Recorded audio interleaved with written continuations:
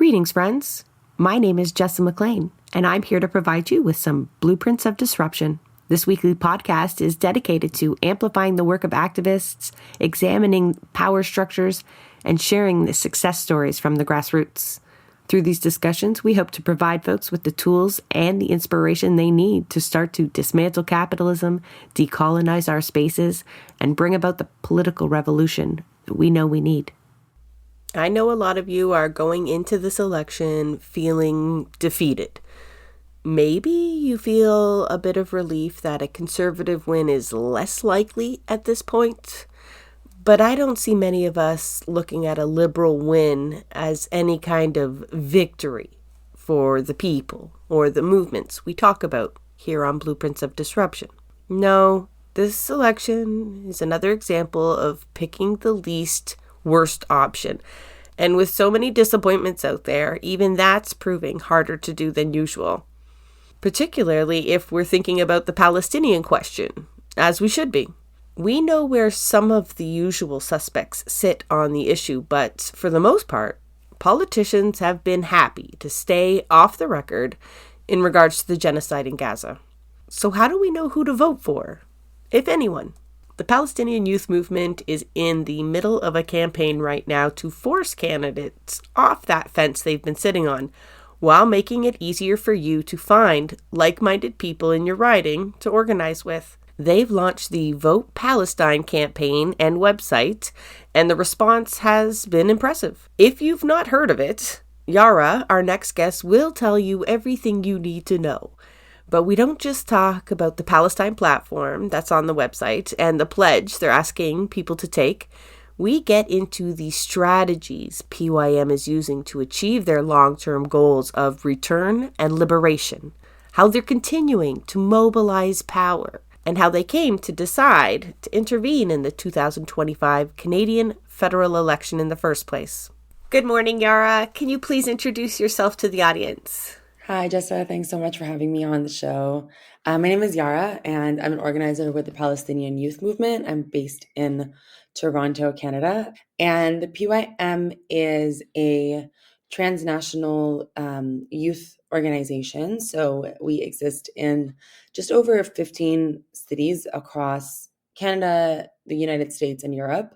And we're a grassroots organization of Palestinian and Arab youth who have been organizing for many years now, although certainly very intensely for the last 18 months, in service of the Palestinian national liberation struggle. And PYM, does all kinds of various sorts of work. Like, of course, we organize and have been organizing protests and days of action and so on. We're also heavily engaged in media campaigns and the battle of ideas, which is particularly important here in the West, where so much of what we see around us is, advancing Zionist ideologies. And we also, of course, engage in local community work in order to offer education and culture and various kinds of events and programming for our own communities, but also in partnership with other joint struggle and solidarity organizations. In the last couple of weeks, we've also been engaged, at least here in Canada, in something that's slightly electoral, which is the Vote Palestine campaign. And that's what we're going to spend the bulk of our time talking about. Folks may remember, if you've been longtime listeners, we had the two representatives from the Palestinian Youth Movement on back in 2023. And they really did a deep dive into all the cultural activities that they do on top of the advocacy. So I'll link that so you can hear, what they got to spend a bulk of their time on prior to October 7th. But I imagine you have been just so incredibly busy. We've covered a lot of the actions that the PYM has been involved in. We do appreciate what you folks are doing. And yeah, this crowd that's listening will be curious to hear how you folks kind of settled on the votepalestine.ca campaign. That is obviously linked in the show notes as well. Folks can look there and get involved. But how did you decide on you couldn't do nothing. Not doing anything during the federal election just wasn't an option. I mean, nothing new, right? You had to approach it with something. How did you decide on this particular tactic? Yeah, I mean, you said it exactly. We couldn't do nothing. Like the last 18 months have been a huge reckoning for so much of the world. And certainly in Canada, we've seen people pouring out into the streets for Palestine in the hundreds of thousands. Like we're talking about just a month into the genocide in November of 2023 where we called for a national march on Ottawa with over 100,000 people pouring into the streets on a single day. And that kind of energy has continued throughout the course of the 18 months, where people have taken up, all kinds of, whether it be mass mobilizations, right, joining protests, those mass mobilizations then acting as a window into political organizing for a lot of people, right? So they go out to protest, many people for the first time in their lives. And now, 18 months later, they're participating in political organizing for Palestine. We've been, working on challenging political candidates, right? Because we know Canada, of course, we like to say, well, look, Canada's not as bad as the United States, and look at how many billions of dollars the US sends to Israel, et cetera, et cetera. And of course, like we live in an era where the United States is sort of at the center of world imperialism. Like the level of alignment with the US and Israel as an imperialist project is different. But in Canada, we also have weapons contracts, which allow for Canada to send weapons to Israel, but also allow for Canada to purchase weapons from Israel that are tested on Palestinian people. And all of this is further kind of heightened through what's called the US loophole. And what we've seen in the last 18 months is so much energy develop in Canada around an arms embargo specifically. Now, of course, there's other demands, right? Like for a while, we were calling for a ceasefire, for Canada to just say the word ceasefire. And that took a while. But, then, and of course, there's like a lot of other details around Canadian complicity, whether it relates to, Canada's diplomatic record at the United Nations, or the trade that Canada does with Israeli settlements and Israeli corporations, different companies that are invested in Israeli genocide, like, for example, Scotiabank. So we've seen all of these kinds of different campaigns pick up over the last 18 months, many of which are really targeted against or focused on this question of Canadian complicity. And in these last 18 months, we've seen people who, even within our own communities, who've maybe like never like have historically kind of felt like proud Canadians, or maybe even like they want to be at least good Canadians, right? Even though they understand that like Israel is committing genocide and occupation and so on, but there's a bit of a difference between how they might see Israel versus how they might see Canada. And in the last 18 months, we've seen people for the first time ever reckon with Canada's role in genocide. And I think so.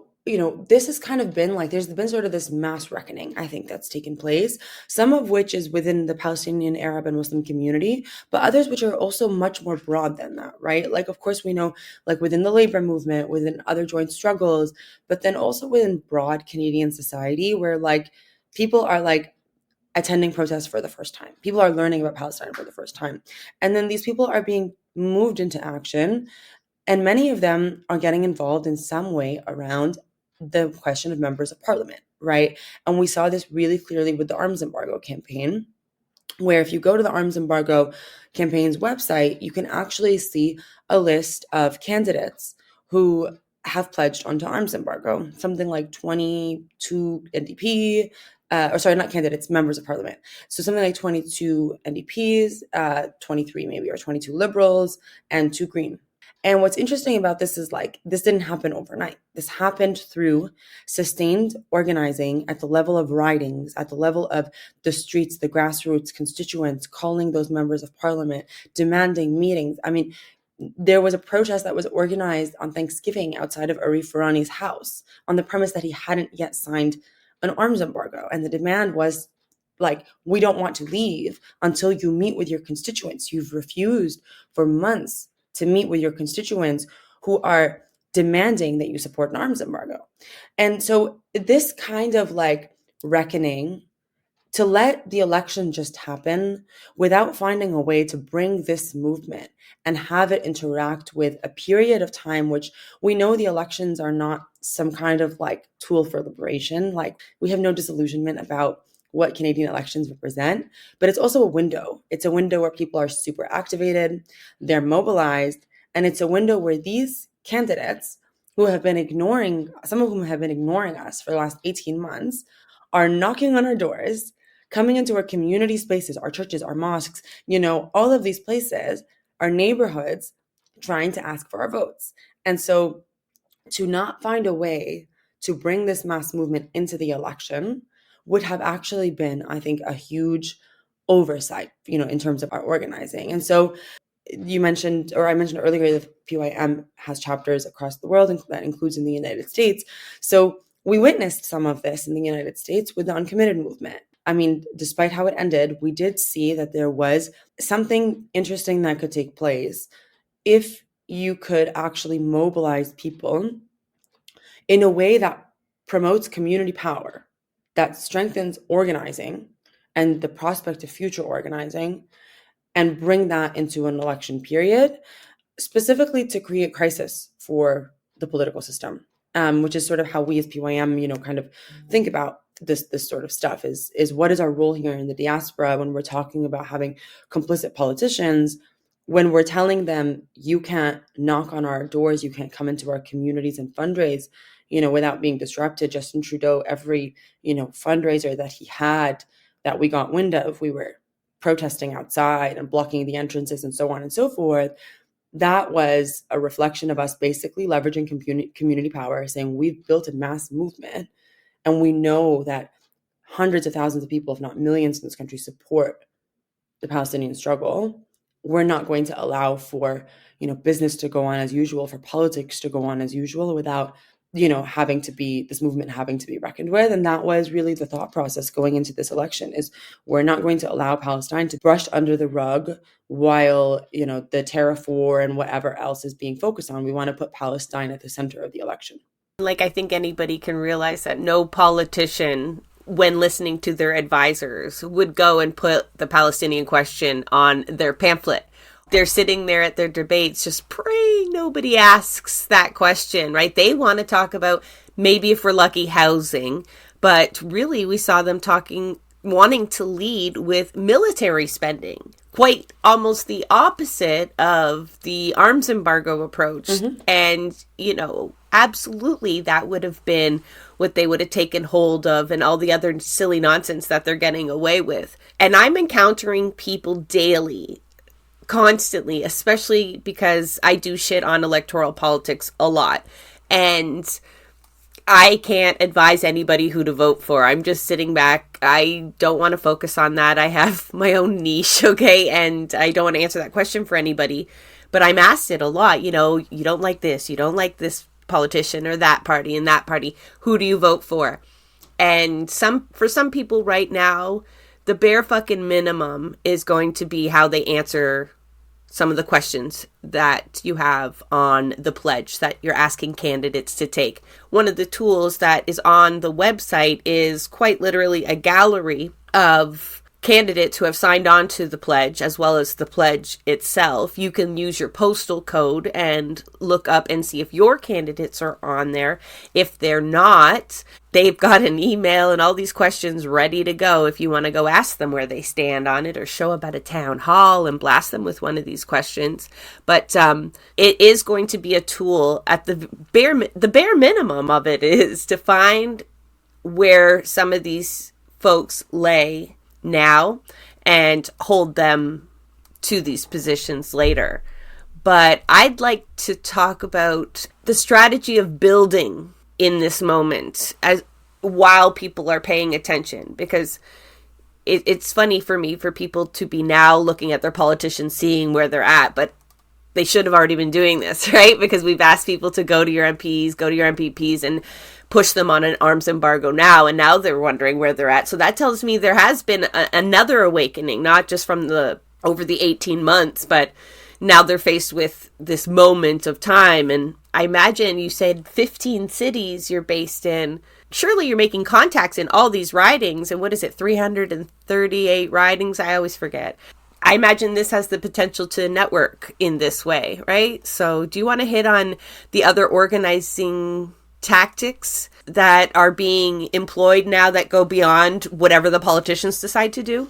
Totally, yeah. So, and like you said, Jessa, like the premise sort of at a really high level of the campaign is like there's a personal pledge which allows for me as like a voter to go and put in my postal code and my name, and an email gets sent out to the candidates who are running in my riding, basically letting them know that like Palestine is a key election issue for me, and I'm looking out for their positions on these 5 demands. And the 5 demands that are outlined on the website are what we call the Palestine platform, which are arms embargo, a full two-way arms embargo with the closing of the U.S. loophole, to be specific. Not the fake arms embargo that the liberals keep saying they've implemented, which they haven't.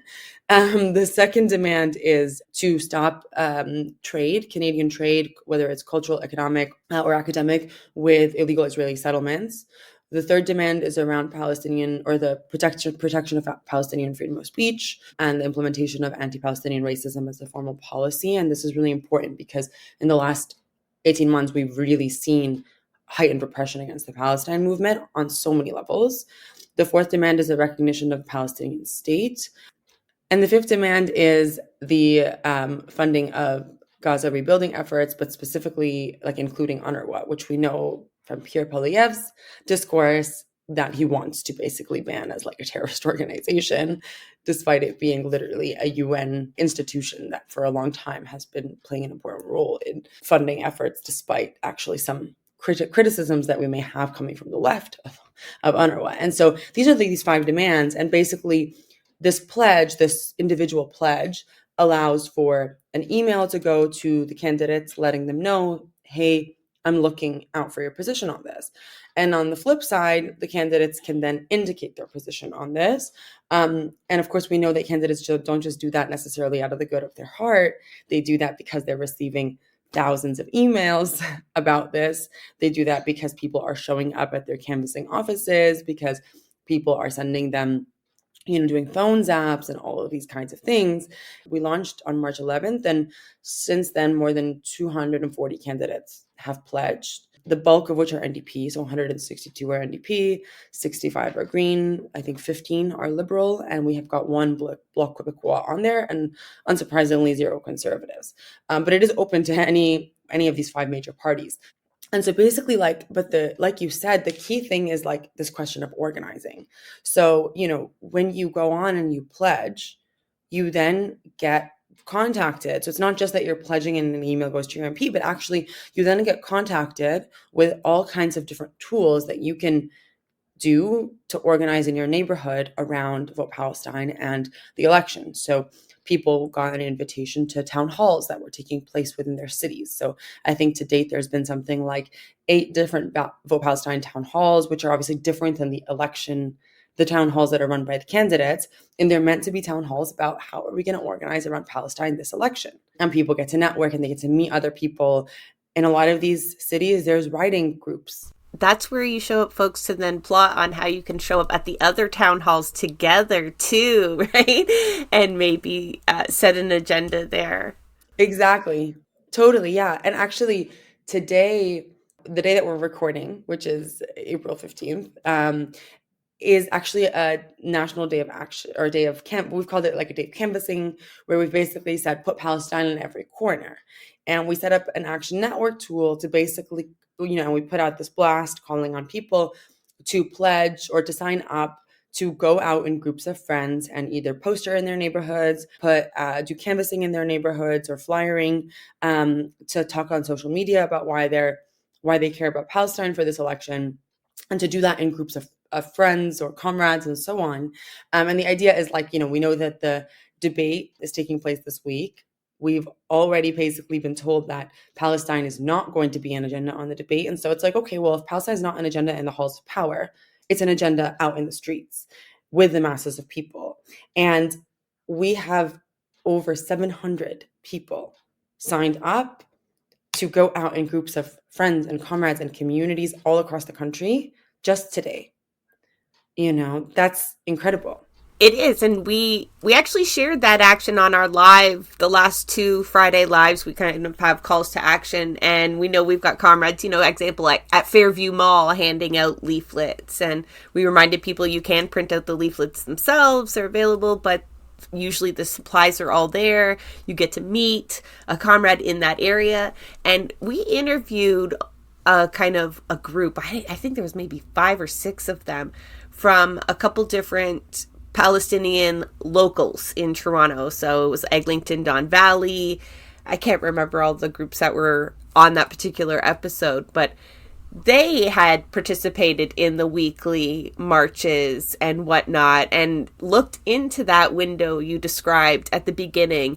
And then, that's an episode full of all the local actions that they're able to facilitate, separate from PYM, but in conjunction with at the same time, and I can only imagine this type of campaign is going to replicate that again and again in ridings that haven't yet quite built up capacity on this item. And they go on to do incredible work, like on Palestine, obviously, but just mutual aid and community building as well. It's been quite beautiful to see that happen on a local level. So, but I know you definitely have heard the criticisms around a campaign like this. You mentioned there being 15 liberals on there, and I can't even talk about the liberals. I feel changes happen in my body. I get really angry. I know we would be in a way worse spot had we had conservatives. Like the audience is not oblivious to that at all. But, what do you have to say to presenting politicians that have really not even done the bare minimum? No, for sure. I mean, I think a few things are worth mentioning. So we made sure that the campaign is not endorsing. We're nonpartisan, and there's no endorsements taking place. So we're actually the Vote Palestine project is not engaged in any kind of endorsements, and that was very intentional, right? Because there's sort of what feels like, I guess, maybe two within the broader sort of Palestine periphery or terrain. I'm going to say there's a few different political kind of approaches to the election. So you've got some people who are like, we need to punish the liberals. Okay. They were at the helm of this genocide and we need to punish them. And we saw that in the US, right? We saw this idea of a punishment vote. And then you've got people on the other side who are saying we need to do strategic voting. So we need to go online and we need to, figure out, and you know what, actually, I wish that was the case. Most people who call for strategic voting actually are not actually looking at what is strategic voting, because in some ridings actually it's probably more strategic to vote NDP. Maybe they just think it means vote liberal. Exactly. Yeah, exactly. And so you've kind of got these two different orientations. We're not really necessarily trying to intervene in either of them directly, because we're not telling people how to vote, but we're trying to say, look, there are candidates who are in your riding that are coming to you to ask you for votes. And part of the vision here is let's kind of flip things on their head, where it's not like, okay, once every 4 years, we're like, oh, who's the best on the issue that I care about? I'm going to go out to the ballot box and I'm going to check next to their names, right? Generally that's how we think about informed voting, right? And some people don't engage in informed voting. They just vote to vote. But generally people are like, oh, informed voting means you do a little bit of research, you think about the issues that you care about, and you actually just check off that candidate's name. But there's something really passive about that, because it presumes then that candidates come to those political positions on their own, right? And that's also where identity politics starts to go in, because then you're like, oh, well, if this candidate is maybe Palestinian, or if they're Arab, or if they're Muslim, that probably means that they're going to care about the issue that I care about, right? When there's actually certain, there's people of color who run in within the conservatives, right? You're trying to find a nice way to say that. right. There's some class traitors in the room. Exactly. Not this room. Yeah. And so basically what we're actually trying to say is we don't want to be passive. We want to actually be active and organize in our communities around the election. And so, yes, that does mean listing, for example, that a liberal candidate has pledged onto the platform. right? In the same way, for example, that the arms embargo website lists these 22 liberal MPs that pledged onto arms embargo. But by doing that, we're acknowledging, one, there's mass mobilization and community pressure and significant organizing that needs to be done in order to force the hand of a candidate, just to be really blunt, to basically feel like, okay, if I want to get elected, if I want to have to go out and canvass in peace and fundraise in peace, and there's some writings where, like, the wonderful kind of groups that were organizing that you mentioned, Jessa, like these groups that were organizing for Palestine in their writings, like, they did not give those candidates or those MPs like a day of quiet. Every time that MP was seen in their neighborhood, it was like, why haven't you pledged onto arms embargo? Do you support the killing of Palestinian children? Like, it was relentless, right? And so you have this kind of movement that's taking place where people feel like they have a say and they get to exercise that say, and they get to do that with, most importantly, with other comrades who think the same way, and that builds organizations. And then by putting that list out, right, by having that list, it also then allows for us to think about organizing after the election, right? Because if a liberal candidate, let's say in that particular riding, who pledged on to vote Palestine gets elected, well, you have now a network of people who are connected to each other, who have basically built out infrastructure in their local riding level. And now they have a long task ahead, which is to continue to hold that candidate accountable. I know there are some people who are like, we're not going to vote for liberals no matter what, et cetera, that sort of punishment vote kind of idea, or maybe no vote at all. And the great thing about Vote Palestine is, even though the name suggests that we're telling you to vote Palestine, actually nowhere on the website does it tell people to vote. It's really meant to be a tool to get people organized and to basically bring the kind of political agency and force that we've been able to create over the last 18 months into the election. A little bit of heat at the feet of our politicians, right? Whether you go vote or not, surely to pester them. You talk about candidates not getting to this position on Palestine on their own. And I mean, the 5 pledges should be easy for any politician. I imagine some of the problems you're having with getting some of the NDP candidates on board is like logistics. Like, some of them are just paper candidates and they're just like floating in the wind somewhere, struggling to even do a campaign. I've spoken to a few, but we don't really get official platforms anymore anyway. We get politicians not even showing up to debates.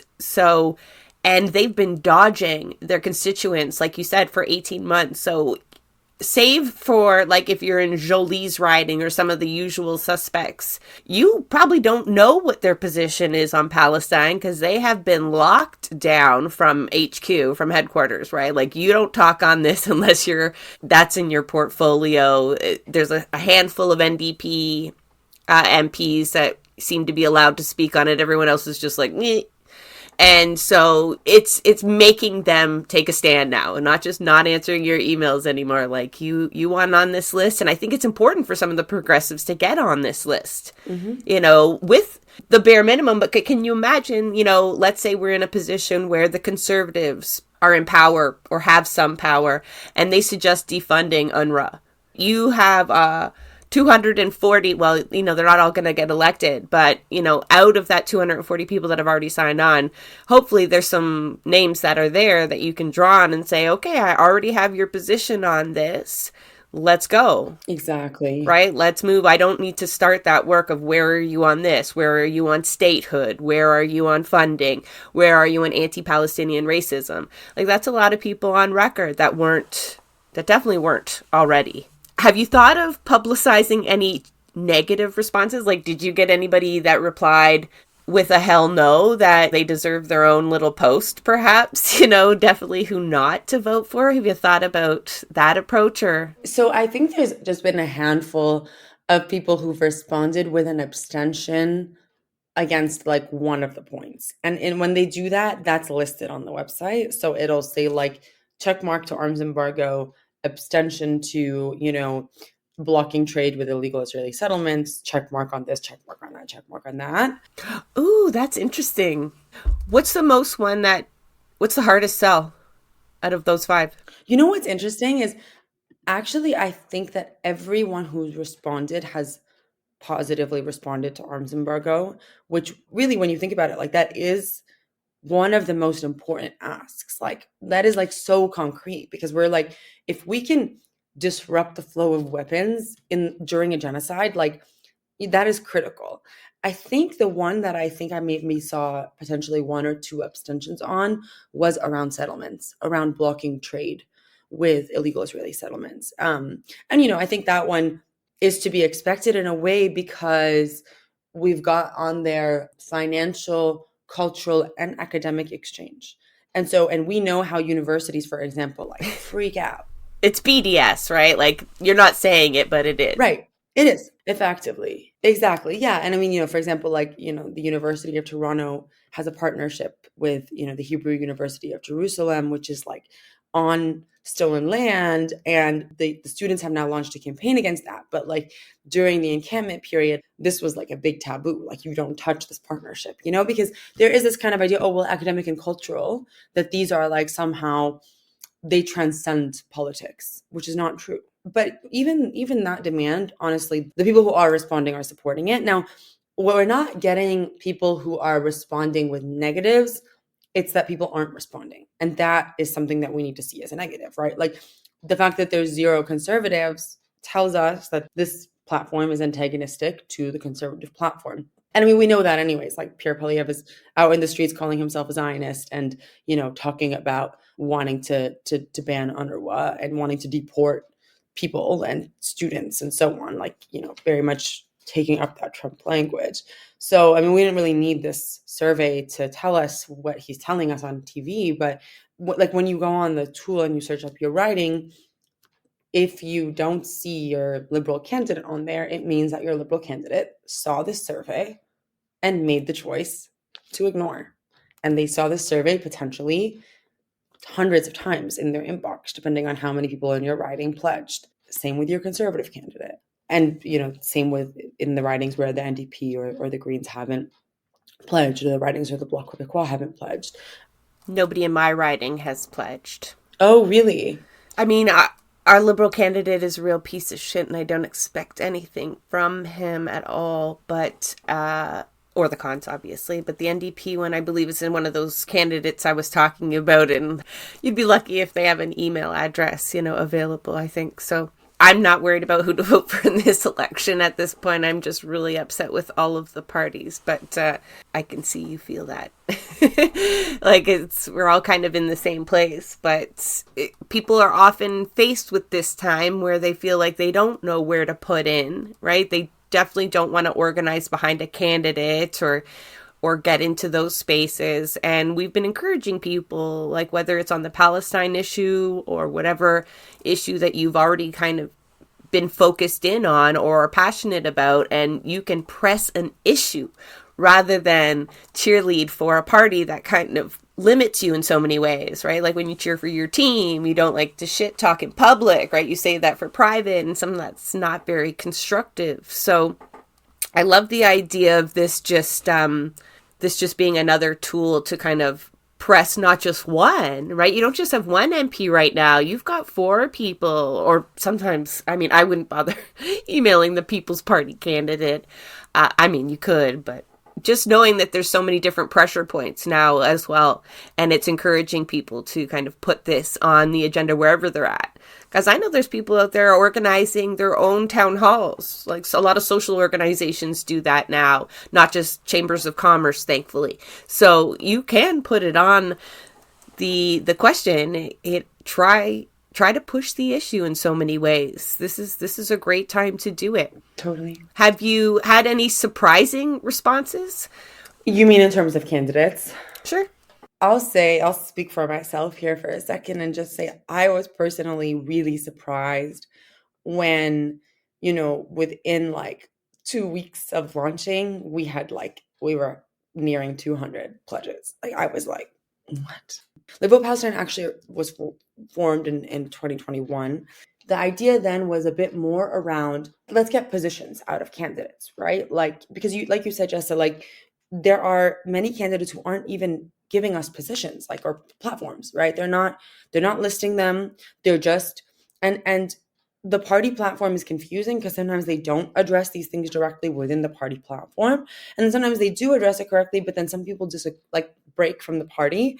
And so it's like the idea back then was like, let's send the survey out to candidates. And this is really common. Like I think a lot of organizations and different struggles will send out these They surveys. do. I've been a candidate. Yeah. You don't know, like the MS Foundation, the Gun Owners Association, all your local environmentalists will send you one. It's actually overwhelming sometimes as a candidate.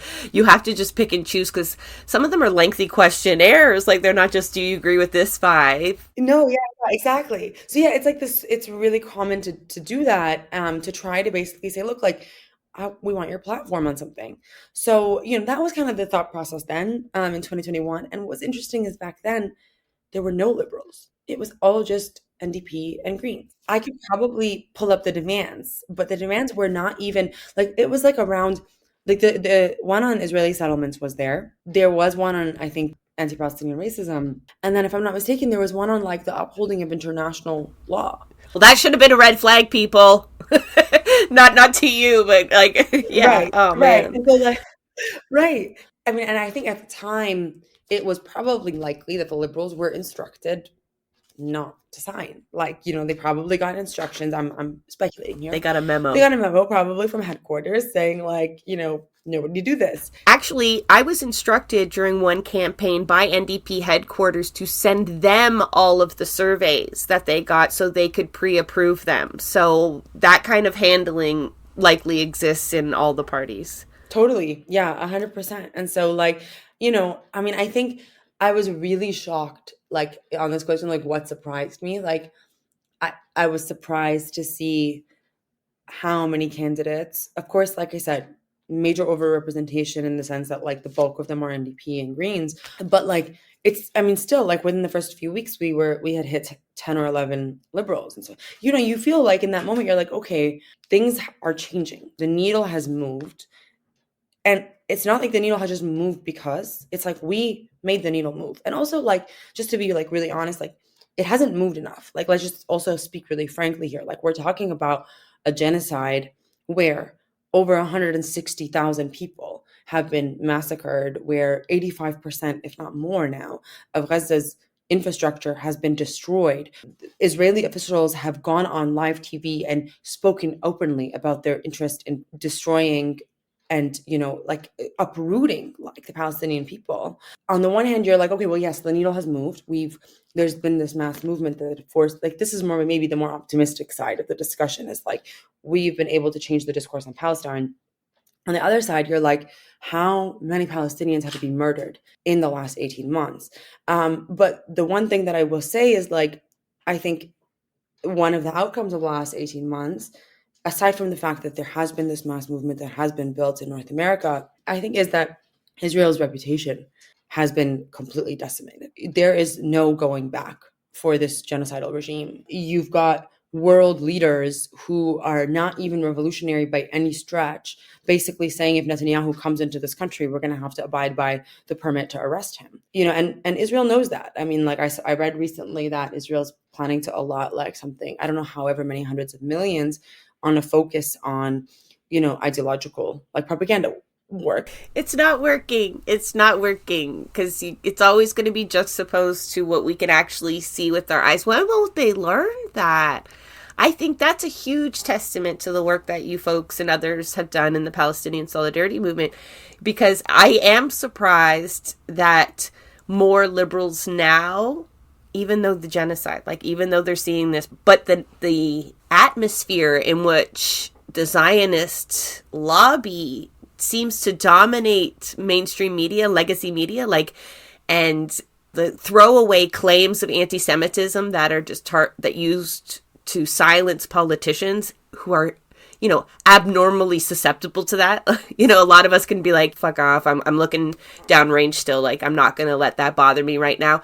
But politicians, oh gosh, that's like the worst thing that could happen to them. And right now it just seems so heightened. Not just anti-Palestinian racism, but the Zionist narrative, like Justin Trudeau standing up there, like some of his parting words, like, I am a Zionist, and making space for that. So I thought it would be a really hard environment for liberals to sign on, because from a resistance perspective, like those 5 demands don't explicitly call for an end to the occupation, although it'd be hard to maintain an occupation without weapons.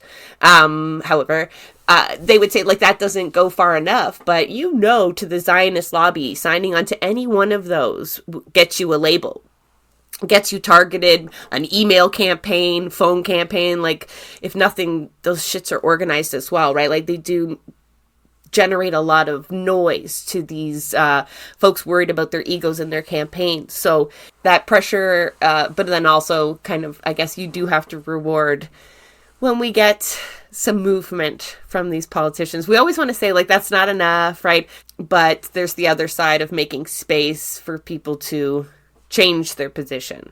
Totally. And I think, of course, like, for example, as PYM, like, our vision as an organization is to mobilize our communities in the fight for complete and total Palestinian liberation, like from the river to the sea, right? We're very aware that, like, these demands, like the demand for an arms embargo is an important demand. Really, really stand by that, right? I mean, but at the same time, like, we know that there's a long struggle that we have ahead of us to liberate Palestine. And so we're certainly under no illusion that, like, these 5 demands somehow are going to bring about Palestinian liberation. But just like you said, like, for example, an arms embargo demand, like, if you asked me 6 years ago, do I think an arms embargo demand would be a popular demand that, like, people are shouting from every corner of every, country, and that, like, politicians in imperialist Western nations are advancing, I would have said, no, absolutely not, right? But now we're here. And so we need to kind of, like, try to consolidate around this particular demand. But like you said, like, I mean, I saw the most crazy thing, which was, like, Brian Lilly, that, like, conservative right-wing commentator or whatever. He still comes on my feed. I'm sure I have him blocked, but I still have to see his stupid tweets. I think people are quote tweeting him, and right. I'm subjected to him. I know exactly who you mean. So, I mean, he shared, I mean, I'm pretty sure it was him. I need to probably verify this, but, like, he shared some kind of tweet where it's like, it showed, like, the 12 liberals that had signed at the time. And basically, like, either he said it or he was quote tweeting a tweet that said it, which called them the Hamas wing of the Liberal Party. And it's like, I mean, I think this speaks to your point of the absurdity. Like these demands, like, for the Palestine movement, we see these demands as, like, pretty, like, low bar, if you will. Although I do really stand by this idea that arms embargo is a key demand. They're triggered by the flag, Yara. Like, some people are just triggered by the flag. Right. I mean, and it just shows, like, how even kind of taking the most simple stances to say, okay, yeah, like, we need to limit Canada's involvement in this war will get you labeled in a particular way by the Zionists, right? Which just goes to show, like, just how much pressure exists in this country, and also, like, how much, like, has been built around this narrative that, like, even the smallest bit of Palestine organizing can get you sort of attacked or whatever. And we saw that again with Mark Carney, with that statement, like, where, he's asked this point about genocide, there's a genocide happening. He responds and says, like, I'm aware. It wasn't clear, like, was he saying I'm aware that there's a genocide happening? Was he just saying I'm aware? Like, it wasn't like he said, I'm aware there's a genocide taking place. So it was a very lukewarm kind of statement to clearly a moment of pressure that was taking place at the level of his constituents, or, his prospective constituents. And then we have the Prime Minister of Israel going on Twitter and tweeting at Mark Carney to retract his statement. And, I was just, like, looking at this, and I think Eve Engler maybe put out a commentary on this, but I was just looking at this and I was thinking, like, do people in this country, who are all like, Canada first, like all of this kind of stuff, like this reactionary, whatever. Elbows up. Do people in this country, do they realize that you effectively have a foreign prime minister who is wanted by the criminal courts for war crimes, trying to decide what Canadian politicians can and can't say about Palestine? And will Canadian politicians this election, like, I mean, this is a question I have, will they listen to Israel and this foreign prime minister and the Zionist lobby and so on and so forth? Or are they looking outside and seeing, millions of people across Canada who are calling on them to take action to stop the flow of weapons? Like, I think this is actually a question. And I think we probably know the answer to that, but it's still just when you kind of put it in these terms, like, this is the difference. On the one side, you have the demands of the people. And on the other side, it's the demands of the Israeli state, Canadian corporations and profit, and, the Israeli lobby. It just, some of their positions defy all logic. Like, it's been really hard to predict politicians' behavior in the last little bit because we had like a formula and a certain amount of noise and pressure and this need to be reelected. You could factor a lot of things into it. And even now, in this Buy Canada moment, it's still, it puzzles me. But I think then I go back to the discussion I had with a few people, but Tyler Shipley wrote about Canada's colonial imagination, and it really explains especially like settler mentality, and we are obviously mirrored there in Israel, right? That is a similar project as Canada. It helps explain why our government holds on to the position that they do. They don't want us to be too reflective on this occupation and the forms of genocide that they're using, right? Because we'd have to look at our own history and our current treatment of Indigenous people here. So, but it still, really flexes with that identity that you talked about at the very beginning, where we like to think of us as the good guys, or as the better version of the Americans, or less hostile. But there's so many examples as to where we actually solidify the colonial project even more so sometimes. We know our police work together on top of all of the other kind of collusions that you were talking about earlier. So yeah, it's it'd be interesting. I wonder if you've gotten any sound bites or any clips from folks getting the Palestinian question into a town hall. Forcing that maybe on all four candidates, because that would be good viewing. I haven't seen any. I know I've for sure seen people going into maybe like campaign protests, rallies, or, like focused on one candidate, but I haven't seen anything within the town halls. Although, I don't know, who knows? I know today a lot of people have pledged to take action. So maybe at the time that this is released, who knows? Maybe we'll have some of those sound bites up on the Vote Palestine Instagram. Well, yeah, I think yesterday on the 14th, I guess it was, or maybe the 13th. No, it was probably the 14th. Folks were occupying a Liberal candidate's office, demanding that. And I'm sure we will get footage of someone finding somebody today and pressuring them.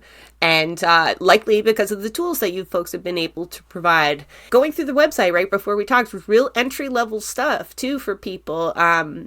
Kind of the basics of organizing. So get on there, take the pledge, obviously, but take a look at what they're doing. Look at their strategy, look at the way they're plugging you right into your community and then making contact with those in power around you.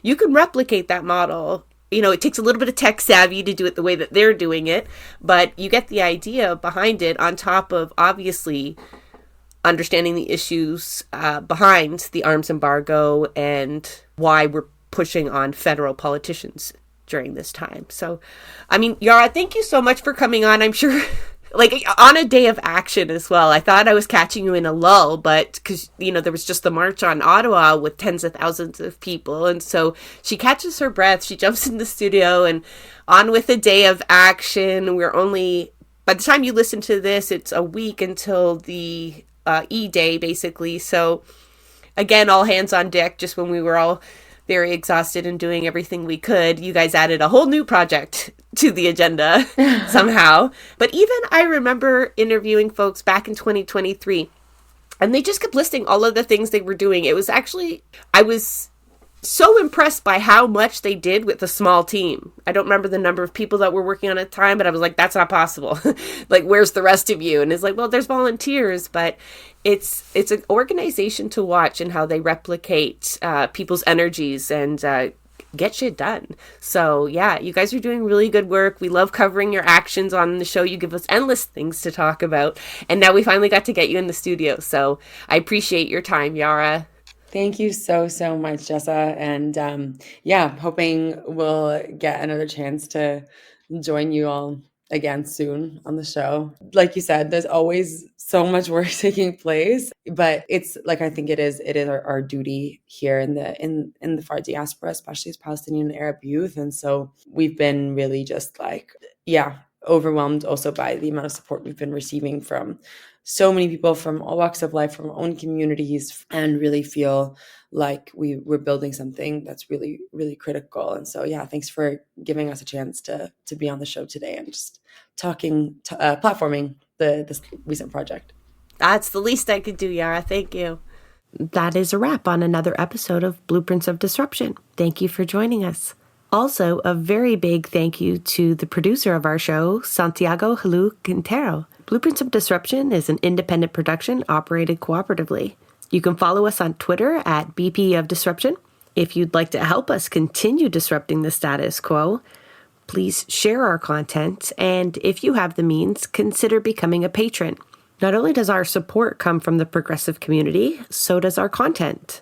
So reach out to us and let us know what or who we should be amplifying. So until next time, keep disrupting.